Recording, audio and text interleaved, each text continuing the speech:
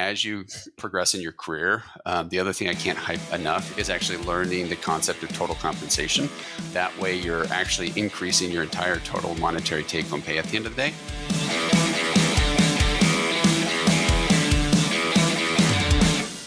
Hey, Brandon, welcome to the show. Hey, thanks for having me, Max. Thanks for coming on. And the reason why I brought you on, we talked a bit offline, and you're considered an expert in the salary negotiation space, specifically on new job offers.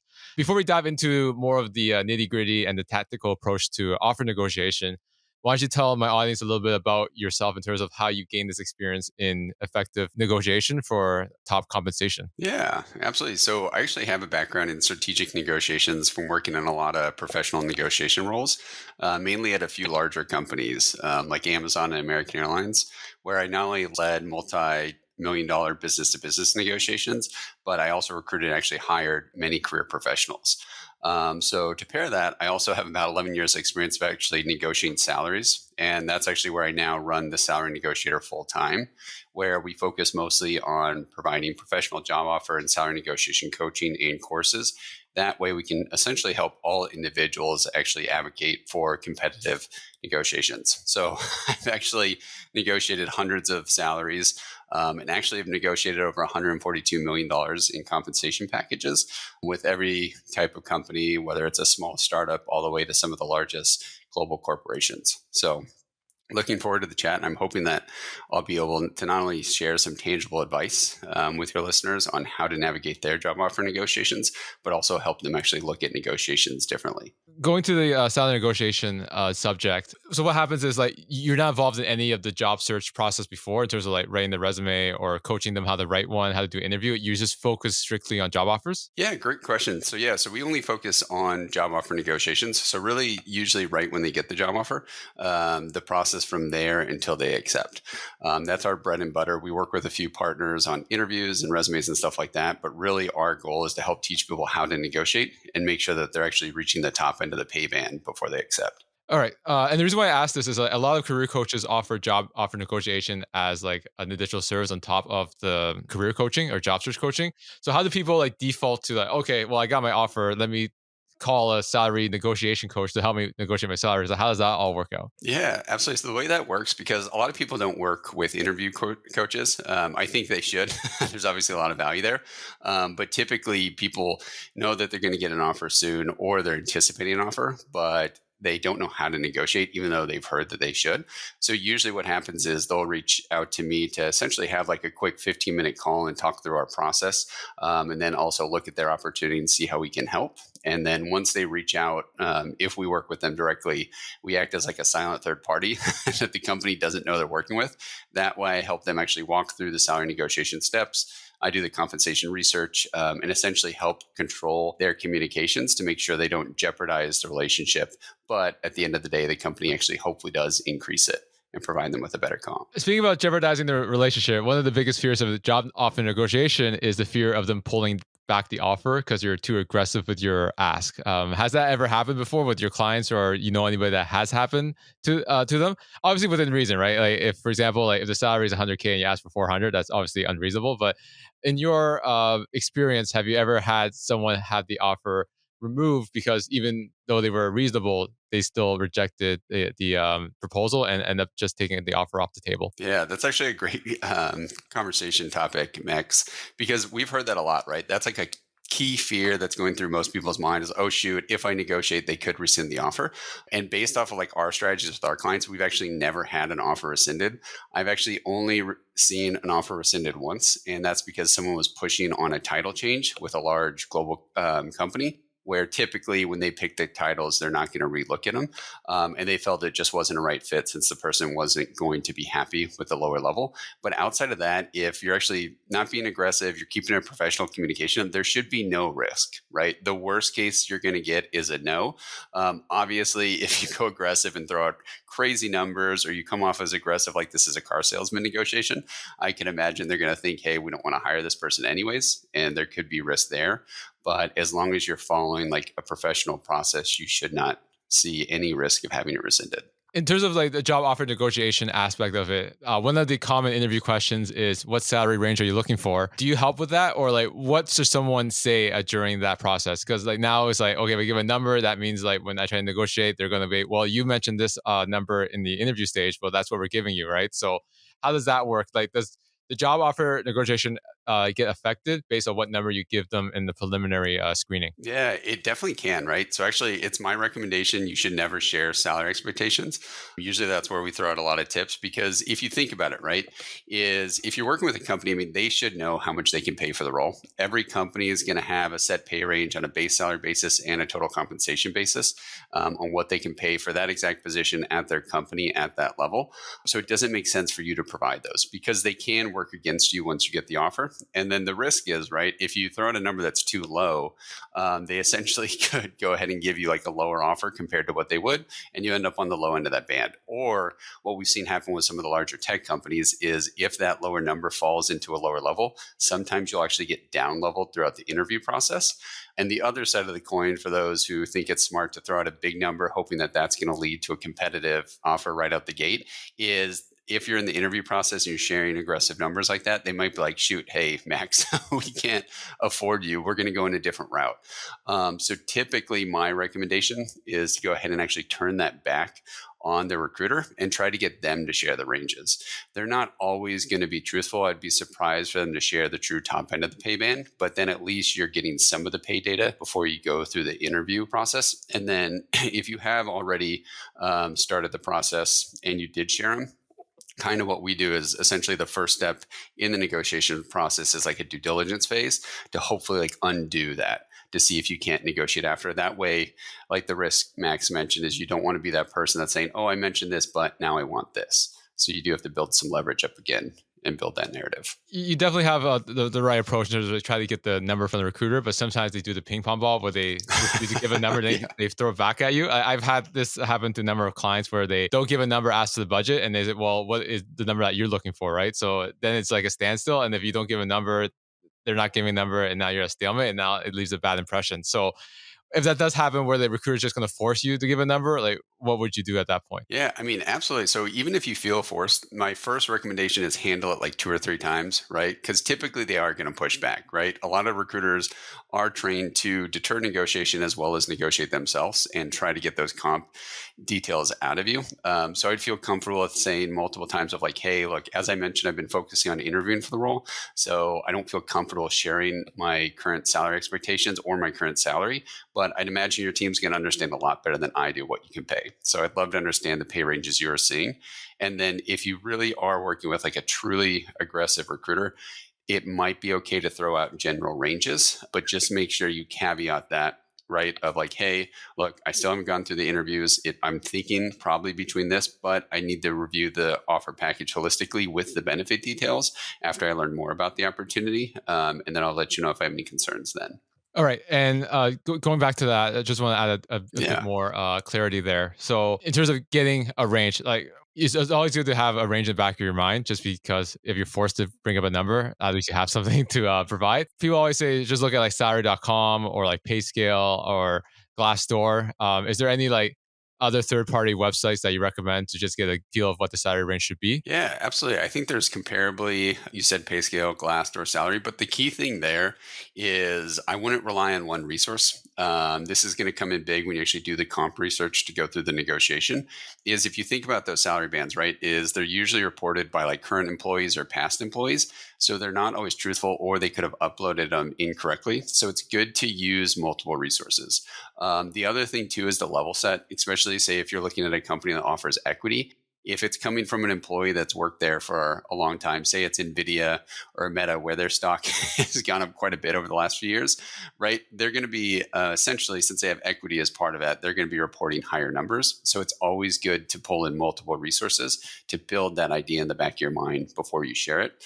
And then the biggest advice I can share, and I would imagine you would probably agree with this, Max, but is not just look at the base salary, right? A lot of us get focused on, hey, the base salary is what I'm going to make because that's what you see in your paycheck, but the concept of total compensation as well, right? So here's the base salary range, and then here's the total compensation range that encompasses your base, your bonus, maybe a sign-on bonus, and equity as well. Speaking of range, like if you're forced to give a number, like how wide the range should be? 10K, 15K, 20. I guess it's also depending on like how high you are in the ladder, right? So VP salaries could be like huge ranges depending compared to an individual contributor.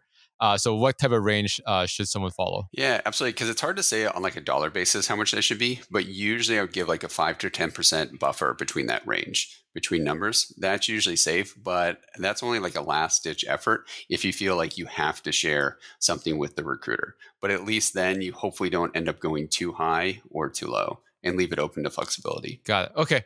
So let's fast forward. You've interviewed at this tech company. They like you. They give you an offer. I'm assuming in terms of like job offer negotiation, do you need a formal written offer or a quick verbal is good enough? What's your thoughts on that? Yeah, I mean, we've seen it both ways. A lot of companies have reverted to where they won't give a written offer until someone verbally accepts. So if they give you a verbal offer and say, hey, this is what it is, once you accept, we'll send over the offer package. I would consider that like your initial offer and you got the offer and start negotiating from that standpoint, right? Because it wouldn't make sense to accept it just so you could get the written offer. However, you should be able to still ask them to send over like the benefit package. It'd be pretty silly to accept an offer just based off the numbers and not after reviewing all the benefit package. But that is a good call out, right? Ideally, you get the written offer and kick off the negotiation then. But if not, I would go off the verbal. Got it. Because there's always that fear of like, oh, if it's a verbal offer and the negotiation is not going well, then you just rescind it. But I've heard stories of people getting offers rescinded that were written too, right? So based on what you said, as long as like a verbal offer, they just want to finalize things so they don't do it back and forth, that should be okay. Yeah, absolutely. As long as it's not something like, hey, we're thinking this, like, how does that sound? Because if they do something like that, the response should be like, hey, to be honest, I haven't seen like the full offer details. I also haven't received the benefit package. So why don't you put together the competitive package? Let me review it and I'll get back to you shortly. But if they're truly like, hey, the team approved to bring you on board, we want to bring you on board and here is the offer package. I can share the details once you accept, but I wanted to get you the numbers. How do you feel about it? That's where I would consider that essentially this kickoff of the negotiation. But rather than probably trying to negotiate it just on the fly, since they're calling you to give you those numbers, I would go ahead and ask them to send what they can in email, at least a benefit package, and that you'll get back to them with any questions or concerns. Yeah, and that leads me to my next question. In terms of like, if they give you an offer, like verbal or written, you always say, "Thanks you so much. Thank you so much for the offer. Give me, let's say, 24 hours to review, and I'll get back to you if there's any questions." That's the right approach, right? You wouldn't negotiate right on the spot once they propose to you the first offer, right? Yeah, I agree. I mean, I wouldn't do it right off the way because you don't know what they're going to share, right? And then if you're just ready to throw out random things, it's a little quick. It doesn't show that you've done your due diligence and had a chance to review it. So I think that's the correct approach. You go ahead and just ask for them to send it over before you get back. All right. So once they send you the written or at least preliminary details if it's a verbal offer, how do you negotiate? Like, what's the right approach? I've heard like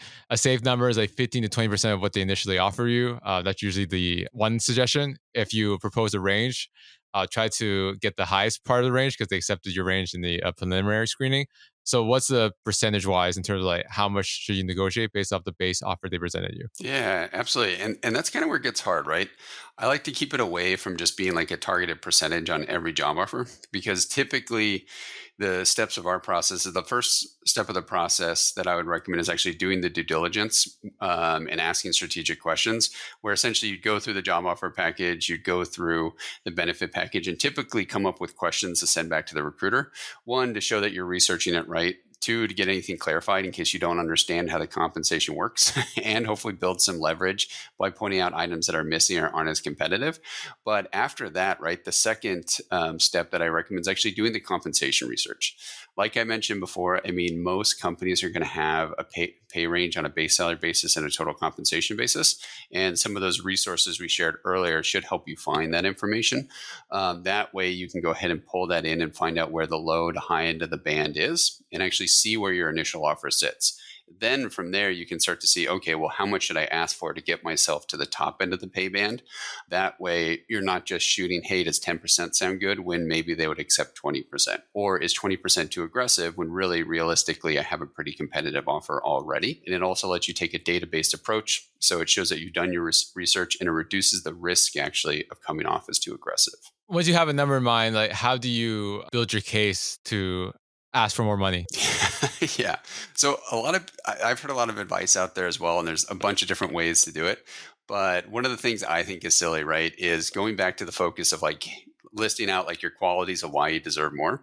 To be honest, I mean that's what the interview process is for. If you got a job offer, they found out that you have the qualities, they have everything you want. You don't need to repreach those. Instead, my recommendation is taking that database approach where not only do you present the data of like where the pay range should be by showing the top end of the pay range that you'd like to get paid, but also you bring in some of those items from the due diligence phase, right? Calling out items that aren't consistent with like your current company or other companies, and items that have you be a little bit hesitant, and kind of why you should be paid the same as anyone else in this role based off the pay data. That's typically what I recommend as like the third step in the negotiation process, and actually sending that over in a formal counteroffer. Got it. Okay, so when you mean a formal counter offer, that's like a formal email, right? Yeah. My recommendation would be doing it by email instead of over the phone.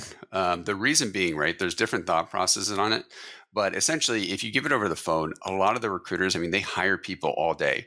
Usually, when you start to give a counter, they know exactly where you're going. So they're going to start to interject, throw you off topic. It's not going to come out right. And then at the end of the day, you're hoping that they're going to write everything down and actually take it back to the comp team to advocate on your behalf. So it's a lot better, in our opinion, to make sure that you can control the tone, control the dialogue by sending your counter offer in the email. That way, you'll be prepared if any pushback comes up, because you'll most likely get a call from the recruiter and you'll know how to actually handle and focus on handling those objections and that pushback instead of trying to plead your case throughout the counter. So speaking of pushback, I work with clients, and what tends to happen with the recruiter is like, oh, let me get back to you, and then there's this waiting game, right? This waiting period. There's always that fear is like, okay, it's been a few days, they haven't responded back, so now you're getting nervous. So like, what's your advice on that? Yeah, I mean, you should definitely check in, right? I mean, time definitely hurt or works in your benefit in a negotiation, and you don't want to leave it too long, but you also don't want to be too desperate. So usually, if they haven't gotten back to you in 24 hours, it's okay to send a quick ping to say, "Hey, just wanted to check in on this to see if you saw my comments below. Would love to get some insight, so hopefully we can start kicking off the transition process."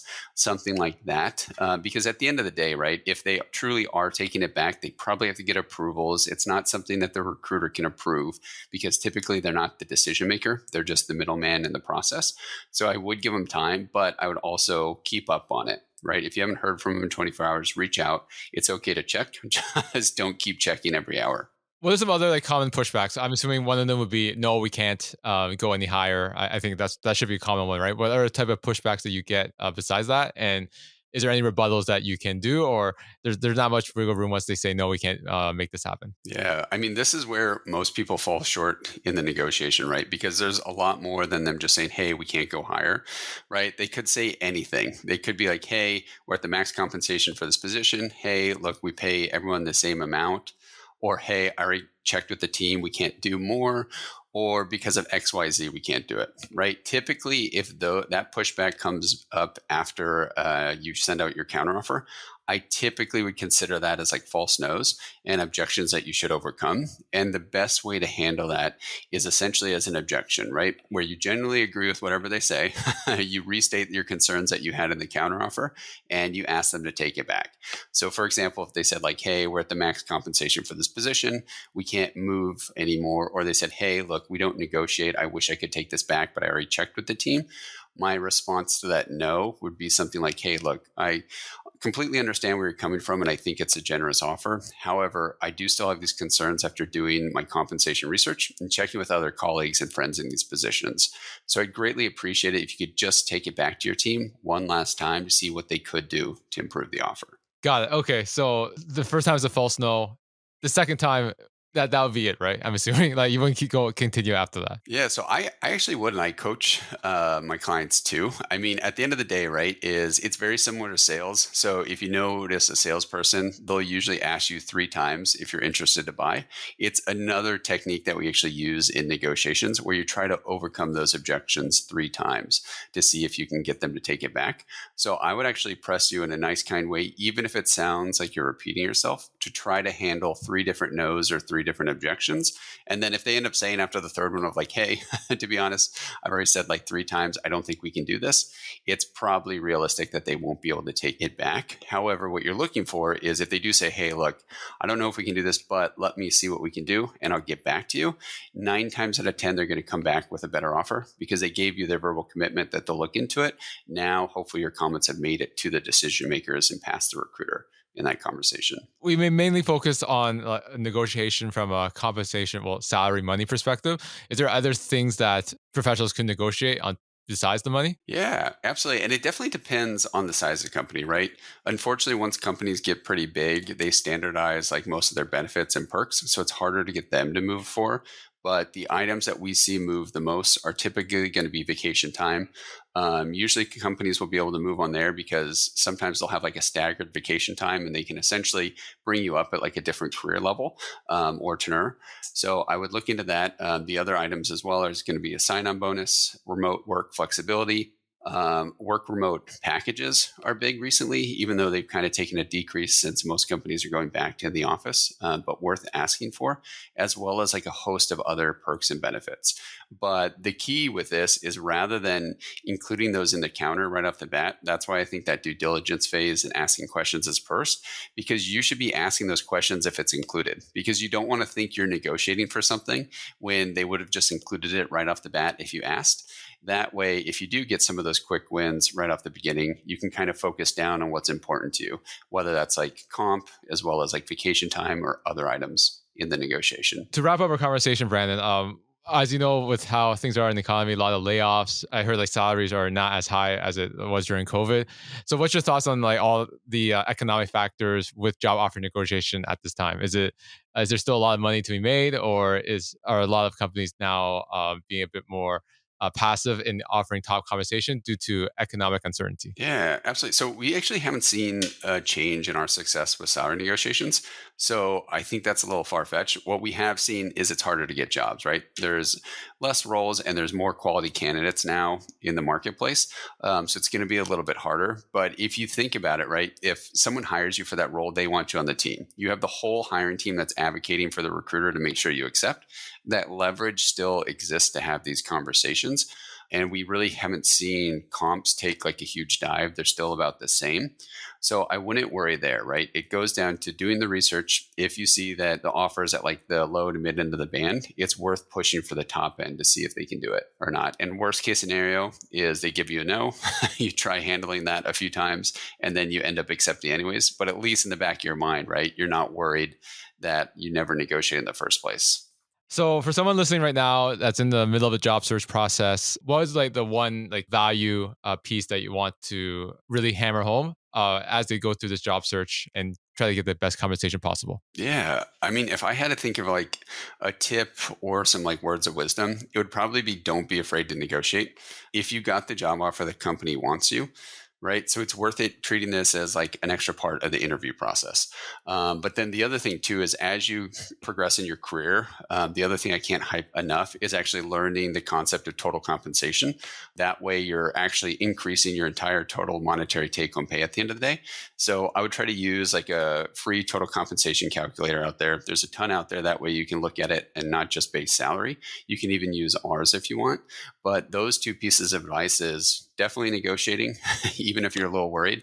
And then two, making sure that you're looking at your base salary and your total compensation to make sure you are increasing your career earnings over the year. If someone is still uncertain about how to negotiate and want to reach out to you, Brandon, what's the best way to do that? Yeah, I mean, absolutely. If you're worried about negotiating, reach out to me directly. You can always learn more about our strategies and see how we've helped career professionals earn more by visiting our website at thesalarynegotiator.com. We provide, as I mentioned, personal salary negotiation coaching as well as courses if you kind of want to take the negotiation yourself at thesalarynegotiator.com/courses.